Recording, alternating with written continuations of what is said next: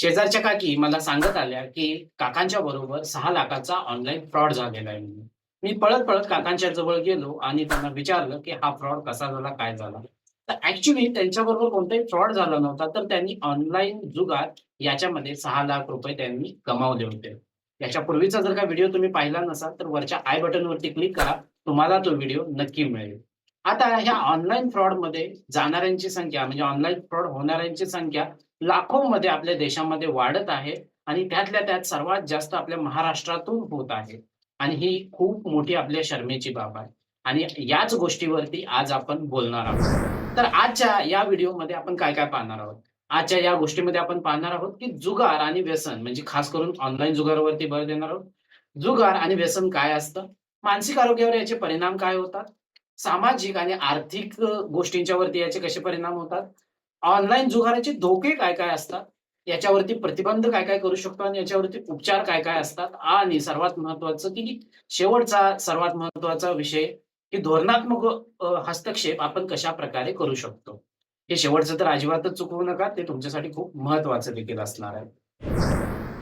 आपल्या भारतीय इतिहासामध्ये जुगारामुळेच महाभारत घडलेलं आहे आपल्या सर्वांना माहीत आहे, की शकुनीमुळेच जुगार खेळला गेला आणि त्याच्यामुळे मोठ्याच्या मोठं महाभारत घडलेलं आहे. अशी काही उदाहरणं आपल्या संस्कृतीमध्ये आढळून येतात. मानवी इतिहासामध्ये जुगाराचा इतिहास जर का आपल्याला पाहायचा झाला, तर चीन आणि युरोपमध्ये याची काही आपल्याला स्वरूपं दिसून येतात. म्हणजे वस्तू विनिमयाबरोबर एक मनोरंजनाचा खेळ म्हणून जुगार हा अस्तित्वात आला होता आणि त्यावेळेला काही छोट्या-छोट्या गोष्टींच्यासाठी जुगार खेळला जायचा. आपल्याकडेही भारतामध्येही अशा छोट्या-छोट्या गोष्टी होत्या, की ज्यामध्ये जुगार खेळला जायचा. खास करून आजही लहान मुलं वगैरे गोट्याने वगैरे खेळतात. अशा प्रकारे एक जुगार टाइप खेळला जायचा. परंतु याचं सर्वसामान्य स्वरूप म्हणजे सर्व व्यापक असं स्वरूप आहे. त्या 18व्या आणि 19व्या शतकात युरोपमध्ये प्रथमतः दिसलं आणि ते जगभर पाय पसरू लागलं. यासाठी लॉस एंजेलिस आपल्या सर्वांना माहीत आहे, की अमेरिकेमध्ये एक शहर वसवलं गेलेलं आहे. खास तिथे जुगार चालला जातो. जुगार, दारू आणि बायका या गोष्टींचं कॉम्बिनेशन केलं जातं. मराठीमध्ये एक म्हण म्हटले गेलेलं आहे, रम, रमी आणि रमा या 3 गोष्टींच्यापासून लांब राहायचं. तर त्याच प्रकारे रम, रमी, रमा यासाठी अमेरिकेचं लॉस एंजेलिस हे ओळखलं जात आहे. अशा प्रकारे ज्यावेळेला इतिहास आपण पाहायला जातो, तर आतापर्यंत अब्जावधीची याची इंडस्ट्री आहे जगभरामध्ये आणि आपल्या भारतामध्ये तीही वेगवेगळ्या प्रकारे पसरत आहे. काही जुगारांच्या वरती म्हणजे 3 पत्ती असतील, जे ऑफलाईन आपण म्हणू शकतो. ऑफलाईन असे जुगार खेळले जातील. त्याच्यावरती भारत सरकारने बंदी घातलेली आहे. परंतु आता एक त्याचं नवं स्वरूप आपल्याला दिसत आहे, जे ऑनलाईन स्वरूप आहे. त्या ऑनलाईन स्वरूपावरती अजूनही बंदी घातली गेलेली नाहीये. आजही आपण भारतामध्ये पाहतो, की कित्येक असे शहरं आहेत, कमेंटमध्ये लिहा, की असं एक शहर आहे, की जिथे त्या शहरामध्ये जुगार ओपनली खेळला जातो आणि तिथे त्या जुगारांच्या वरतीच किंवा त्या दारूवरतीच त्यांची आतापर्यंतची सर्वात मोठी इंडस्ट्री किंवा त्यांचं राज्य आहे ते टिकलेलं आहे. सो असंही आपल्या भारतामध्ये दिसतं आणि त्याच्याकडे नैसर्गिक ओढा म्हणूया, की खूप साऱ्या पुरुषांचा अजूनही दिसत आहे आणि पुरुष तिथे खास करून जातात आणि जुगार खेळतात आणि परत ते आपल्या आपल्या राज्यात जातात. अशा प्रकारे जुगार हा भारतामध्ये पाय पसरत आहे. हा जुगार जसजसा पाय पसरत होता म्हणजे ऑफलाईन जुगारासाठी एका विशिष्ट ठिकाणी तुम्हाला जावं लागत होतं आणि तिथं जाऊन तुम्हाला जुगार खेळावं लागत होतं. तर असं न होता आता प्रत्येकाच्या हातामध्ये मोबाईल आलेला आहे. त्या मोबाईलमध्ये जुगार आलेला आहे. आणि इथेच खरी तर गंमत झालेली आहे. कारण सर्वात मोठा जो तोटा आहे, तो इथूनच आपल्याला दिसून येत आहे. आपल्या हातामध्ये मोबाईल आला आणि मोबाईलमध्ये जुगाराचे वेगवेगळे ॲप आले आणि त्या जुगाराच्या ॲपमध्ये वेगवेगळ्या लोकांना म्हणजे अगदी वयोगट आपल्याला लहान पण दिसतात. अगदी 15-16 वर्षापासून काही मुलांना जुगाराचे आपल्याला व्यसन आढळून येत आहे. आता हे व्यसनाची व्याख्या नेमकी काय केली गेलेली आहे आणि ते कसं त्याला सांगितलं गेलेलं आहे, हे थोडं शास्त्रीय भाषेत आपण समजून घेऊया. जुगार म्हणजे अनिश्चित घटनांसाठी आपण पैसे एकमेकांची देवाण-घेवाण केली जाते. त्याला जुगार असं म्हटलं गेलेलं आहे. यामध्ये एखादी व्यक्ती, अमुक ही गोष्ट झाली तर मी तुला तितके पैसे देईन, असं वचन देतो. पुढची व्यक्ती जर तसं झालं नाही, तर हे पैसे मी तुला देईन, असं वचन तिथे दिलं गेलेलं असतं. यामध्ये जिंकण्याची जी शक्यता असते ती खूप कमी असते.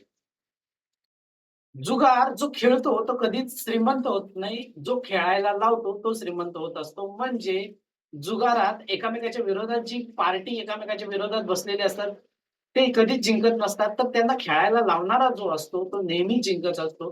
हे आपल्याला लक्षात ठेवायला हवं. जुगारामध्ये कॅसिनो, त्यानंतर लॉटरी आणि ऑनलाईन जुगार असे काही प्रकार आता प्रामुख्याने आपल्याला दिसून येत आहेत. कसिनो म्हणजे मशीनद्वारे वेगवेगळे खेळ खेळले जातात. त्यामध्ये पोकर यासारखे खेळ असतात. सट्टेबाजी म्हणजे एखादा खेळ चालू आहे आणि त्याच्यावरती म्हणजे घोड्यांची शर्यत असेल आणि घोडा कोणता जिंकेल याच्यावरती लावले गेलेले पैसे म्हणजे सट्टेबाजी असते. लॉटरी म्हणजे एखादी आपण लॉटरी खरेदी करतो आणि त्यावरचा नंबर जशाचा तसा आला तर मला इतके पैसे मिळतील, अशी शक्यता असते. त्याला लॉटरी म्हटलं गेलेलं आहे. आणि ऑनलाईन जुगार म्हणजे वेगवेगळ्या प्रकारचं हे कॉम्बिनेशन असतं. यामध्ये वेगवेगळे खेळ तुम्हाला खेळायला लावलं जातं. एकमेकांच्या विरोधात काहीतरी तुम्हाला खेळ खेळावे लागतात आणि त्यातून तुम्हाला पैसे तिथे लावावे लागत असतात. जुगाराचं व्यसन कसं लागतं हे थोडंसं आपण पाहूया. ज्या लोकांना काही करमत नाही, काहीशी इच्छाच त्यांची थोडीशी कमी झालेली आहे, अशी लोकं जास्तीत जास्त व्यसनाकडे वळतात आणि त्यामध्ये जुगाराच्या व्यसनाकडे देखील ते वळतात. आणि या व्यसन हळू-हळू कशाप्रकारे विकसित होतं, तर अशी व्यक्ती पहिल्यांदा पैसे लावते आणि पैसे लावल्यानंतर बऱ्यापैकी परतावा येत जातो आणि त्या व्यक्तीला हॅपी वाटायला चालू होतं. आणि ज्यावेळेला तिला हॅपी वाटायला सुरुवात होते, त्यावेळेला ती परत-परत त्या पैसे गुंतवत राहते आणि एकदा त्याचं मोठं लॉस होतं. अशा प्रकारे एखादे पैसे गमावल्यानंतर वारंवार ती व्यक्ती खेळायला चालू करते, कारण तोपर्यंत तिच्यामध्ये ती अर्ज तयार झालेली असते. वेळ, पैसा आणि नातेवाईक यांचा देखील ते गैरवापर करतात. म्हणजे नातेवाईकांच्याकडून पैसा उधारीवरती घेणे, लोनवरती घेणे आणि परत ते जुगारावरती लावणे आणि त्यातून परत भरपूर मिळतील, असं काही लोकांना वाटत असतं. नेहमी अशी लोकं खोटं बोलत असतात, जबाबदाऱ्या देखील टाळत असतात आणि यांना स्वतःची जी खेळण्याची म्हणजे जुगार खेळण्याची तीव्र इच्छा असते, ते थांबवू शकत नाही. याच आजाराला आम्ही कंपल्सिव्ह गॅम्बलिंग डिसऑर्डर असं देखील म्हणतो. जुगार खेळणाऱ्या लोकांच्यामध्ये आपल्याला लक्षणे कोणकोणती दिसतात हे थोडेसे आपण पाहूया. यांच्यामध्ये नैराश्य असं कॉमन एक कॉज आपल्याला दिसून येतं. या लोकांना लगेच नैराश्य येतं. त्यानंतर अशी लोकं सतत चिंताग्रस्त असलेली आपल्याला देखील दिसून येतात. त्यानंतर अशा लोकांना ताणतणाव भरपूर येत असतो. लगेच चिडचिडेपणा वाढलेला असतो, राग वाढलेला असतो, अंगावरती धावून जाणे, घरच्या लोकांना ओरडून बोलणे, हे सारखं त्यांच्यामध्ये चालू असतं आणि यांच्यामध्ये सर्वात एक मोठी गोष्ट ती सापडते ते म्हणजे आत्महत्येचे विचार. कारण बराचसाच पैसा यांनी घालवलेला असतो जुगारामध्ये आणि त्याच्यामुळे आत्महत्येचे विचार त्यांच्यामध्ये घोंगावत असतात. तर याचा परिणाम कशा-कशावरती होतो हे देखील पाहणं खूप गरजेचं आहे. शारीरिक परिणाम देखील होतात. अशी लोकं असतात ती सतत त्यांना विचार येत असतात, की आपल्याला आज जुगार खेळाच पाहिजे अशी अर्ज सतत निर्माण होत असते. त्यातून त्यांचं खाण्याकडे लक्ष नसतं, स्वतःच्या हेल्थकडे लक्ष नसतं. अशी व्यक्ती सहसा आपण पाहतो, की ती दारूच्या देखील आहारी वगैरे गेलेली असते किंवा इतर व्यसनाच्या देखील आहारी गेलेली असते. त्यामुळे त्यांची शारीरिक आरोग्य असतं ते खूप खराब झालेलं असतं. यांचं मानसिक देखील नुकसान होतं. जसं मी मगाशीच म्हटलं, की यांना नैराश्य, चिंता वगैरे सतावत असते. यातून त्यांना कंपल्सिव्ह जो डिसऑर्डर आहे, तो देखील होण्याची शक्यता असते. सामाजिकरित्या अशी व्यक्ती असते ती विलुप्त राहते. म्हणजे ती कुणाच्या मिक्स होत नाही. मित्रांना भेटायला जायचं कमी करते. पै-पाहुण्यांना जायचं, भेटायचं वगैरे कमी करते. अशा प्रकारे ती स्वतःचं देखील शारीरिक, मानसिक आणि सामाजिक या 3 स्तरावरती स्वतःचं नुकसान करून घेत असते. ऑनलाईन जुगाराचे धोके काय असतात हे थोडेसे आपण पाहूया. जसं की सर्वसाधारणपणे मुलांना देखील ॲक्सेसिबल असतं. आपल्या मुलांच्या हातात देखील ते मोबाईल असतात आणि ते देखील हे ॲप डाउनलोड करू शकतात आणि यामध्ये खेळू शकतात. हा एक मोठा आपल्यामध्ये धोका दिसू शकतो. यामध्ये आतापर्यंत पाहिलेल्या केसेस अशा होत्या, की महिला देखील याला बळत आहेत. कारण महिलांना दुपारचा वगैरे वेळ मिळतो आणि त्यामुळे मोबाईलवरती ते ॲप वगैरे डाउनलोड करून खेळत असतात. हा एक मोठा आपल्याला धोका दिसून येतो. तिसरा आहे, की ही लपून खेळण्याची सोय आहे. म्हणजे गुपचूप एका ठिकाणी एखादी व्यक्ती बसलेली आहे, कानामध्ये हेडफोन टाकलेले आहे. मग ती काय करते? कदाचित ती जुगार देखील खेळू शकते. पुढचं आपल्याला असं दिसू शकतं, की काही गेम्स आहेत आणि त्या गेम्समध्ये देखील जुगाराचं स्वरूप आपल्याला दिसून येतं. म्हणजे ते खेळता काही लेव्हल्स तुम्ही पार करायच्या, त्याच्यामध्ये देखील परत जुगाराचे वगैरे खेळ असतात. अशा प्रकारे गेम्समध्ये देखील ते इंटिग्रेटेड असल्यामुळे नेमका गेम चालू आहे, की जुगार चालू आहे, हे देखील कळण्यास आपल्याला मार्ग नसतो. जर का तुम्ही आणखीन एक गोष्ट पाहिलं असाल, तर यासाठी वेगवेगळ्या ऑफर्स दिले जातात. म्हणजे तुम्हाला अगदी ₹5, ₹10 सुरुवातीला दिले जातात. ₹100-200 देखील दिले जातात. आणि याच्यापासून तुम्ही सुरुवात करू शकता असं ऑफर्स तुमच्या समोर ठेवल्या जातात. या ऑफर्समुळे असं होतं, की वेगवेगळे जे लोक आहेत त्याच्यासाठी अट्रॅक्ट होतात, आकर्षित होतात आणि डाउनलोड करतात. आपल्याला प्रथमतः पैसे गुंतवायचे नसतात असं लोकांना वाटतं, परंतु त्याच्या दुप्पट नंतरनं ते आपल्याकडून काढून घेत असतात. अशा प्रकारे वेगवेगळी फसवणूक याच्याद्वारे होते. गैरव्यवहार देखील होतात. यामध्ये काही ग्रुप्स तयार केले जातात त्या ॲप्समध्येच आणि त्या ग्रुप्समध्ये देखील टार्गेटिंग करून एखाद्या व्यक्तीकडून पैसे वगैरे काढून घेतले जातात. सो असे हे ऑनलाईन जुगाराचे धोके आपल्याला दिसून येतात.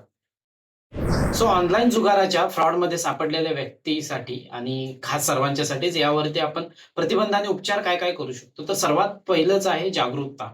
म्हणजे एक सर्वसामान्यपणे सर्वांच्यामध्ये आपण जागरूकता निर्माण करू शकतो, की ऑनलाईन जुगार खेळू नका. खेळणे किती धोकादायक असू शकतं, हे आपण त्यांना समजावून सांगू शकतो. दुसरं आहे, की जे लहान मुलं आहेत त्यांना आपण शिक्षण देऊ शकतो, की त्यांनाही सांगू शकतो, की तुम्ही जुगाराचे कोणकोणते प्रकार असतात आणि ते का खेळले गेले नसले पाहिजे. ते का चुकीचे आहेत, हे आत्तापासून त्यांच्या पर्यंत बिंबवणं गरजेचं आहे. खास करून पालकांची एक जबाबदारी इथे येईल, की पालकांनी आपल्या मुलांना शिकवणं गरजेचं आहे, की जुगारापासून लांब राहा आणि जुगारामुळे लोकांचं कितपत नुकसान होतं, हे देखील आपल्या पाल्यांना सांगणं गरजेचं आहे. अजून एक गोष्ट येते, की अशी जर का लोकं तुमच्यामध्ये दिसत असतील, तर त्यांना नक्कीच तुम्ही समुपदेशनासाठी पाठवू शकता. त्यांना एक सोशल सपोर्ट देखील देऊ शकता आणि त्यांना या गोष्टीपासून अलिप्त होण्यासाठी मदत करू शकता. या सर्वांच्या मध्ये अजून एक गोष्ट जी आपल्यासमोर येते ती म्हणजे अजून काय धोरणात्मक हस्तक्षेप आपण करू शकतो. तर एक आहे सर्वात महत्त्वाची, की आपण सरकारला सांगू शकतो, की जुगाराच्या जाहिरातीवरती बंदी आणा. जसं सिगारेटचं पॅकेट असतं आणि सिगारेटच्या पॅकेटावरती लिहिलेलं असतं, की सिगारेट हे आपल्या आरोग्यासाठी हानिकारक आहे. तसंच आपल्याला जे ऑनलाईन जुगार आहे तिथे देखील आपण जाहिरातीवरती बंदी आणू शकतो आणि अशा प्रकारची डिस्क्लेमर वगैरे देऊ शकतो. दुसरं आहे, की अशा गोष्टींच्यामध्ये लायसनिंग आणणं खूप गरजेचं आहे, नियंत्रण आणणं गरजेचं आहे. या ॲप्स किती डाउनलोड झाले पाहिजेत याच्यावरती नियंत्रण आणणं गरजेचं आहे. एखादी व्यक्ती कितपत पैसा गुंतवू शकते याच्यावरती देखील नियंत्रण आणणं खूप गरजेचं आहे. आणि यातून सर्वात महत्त्वाची गोष्ट जी आपल्या समोर येते ते म्हणजे आरोग्याची समस्या. येस, जो मागचा व्हिडिओ मी तयार केला होता त्यामध्ये आरोग्याविषयीच्या समस्यांच्या विषयी मी बोललो गेलो होतो, की हे मानसिक आरोग्यासाठी कितपत घातक आहे. हेच जर काय आपण आपल्या समाजापर्यंत पोहोचवलं तर नक्कीच हा ऑनलाईन जुगार आहे, हा आपण सर्वजण मिळून यांना दूर लोटू शकतो आणि आपला एक समाज चांगला तयार करू शकतो. धन्यवाद.